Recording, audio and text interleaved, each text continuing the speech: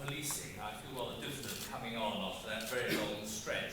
I, of course, have heard all the other candidates, and so I've been sitting outside for most of the time reading about the churches of Buckinghamshire. But anyway, I will try and take a slightly different tack to everybody else. We hear everybody's priorities for reducing crime, how incredibly independent they're going to be, and how disastrous the police cuts are. We'll hear more about that in a minute. But the major thing is whoever gets this job has got to run 8,250 police officers and staff and run a budget of 400 million nearly a year. That's 1.25 billion in the time they're going to be in office for. And I would contend that unless they've done the jobs beforehand and they have the background, it is going to be an extremely difficult job to run an organisation of that size.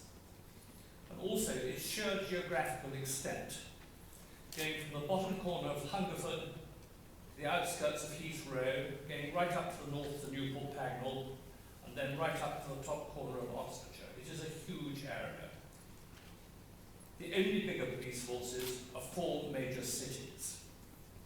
It is bigger than Liverpool, but not as big as Manchester, Birmingham, and the Newcastle conurbation. It is huge. 21 parliamentary constituencies, including the Prime Minister's. Now, I believe I've got the background to do that. At the age of 20, I was leading a platoon of soldiers in the jungles of Borneo. I went on in an army career. At 25, I ran all our helicopters in Belize. In 1982, I ran the 18 helicopters that the army had in the Falkland Islands in the latter half of 82. I know how to run and manage things. I know how to lead things. When I left the army, I went into industry, and I fairly rapidly became managing director of the third of the UK aircraft manufacturers, Pilatus Britten Norman. We had aircraft in 100 countries and a multi-million-pound turnover. And while I was there, all 3 British Armed Services bought the aircraft. I have a master's degree, a Master of Science degree, and I studied terrorism at university at an academic level and also at a rather more practical level. I've been district councillor and an executive member of the West Berkshire Council. On the police authority, I set up the neighbourhood policing as the lead member, as vice chairman of the audit committee.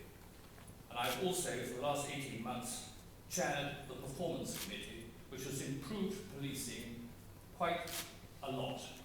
Thames had one of the worst detection rates in the country until 2 years ago, 18 months ago. It is still not good. We're now over halfway up now, and we have the biggest reduction in crime of any, not any UK, any English police force, clearly in Wales, but just veterans. We came second out of 42 in the reduction of crime. I am a fairly independent Conservative. I don't always agree with the Conservative Party. As a businessman, I cannot quite see why we're building a huge railway line to get to Birmingham 20 minutes faster. I cannot see the point of wind turbines in the middle of the countryside. I'm also very concerned, and this does affect the police, about the whole business of the European Court of Human Rights. We have spent a huge amount of time in Thames chasing terrorists. It's not something that you see. But Wickham had about the biggest terrorist plot that we've had almost since the gunpowder plot. We tied up hundreds of police sorting that out. When I talk about the police cuts, the actual grant we get from the government, the direct grant, is only 40%. That was cut by 20%, so we took a cut of 8%.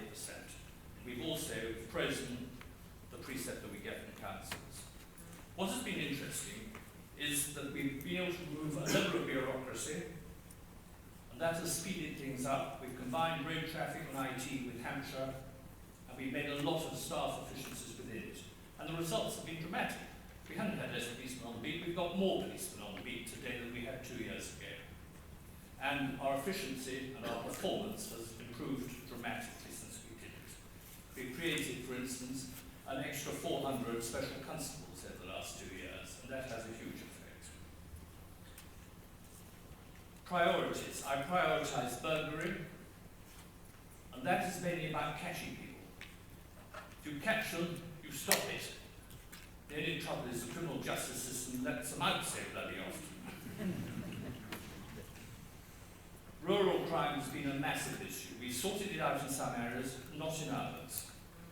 Metal theft, we've halved it over the last year by getting grip of the metal dealers. Antisocial behaviour has gone down enormously over the last few months.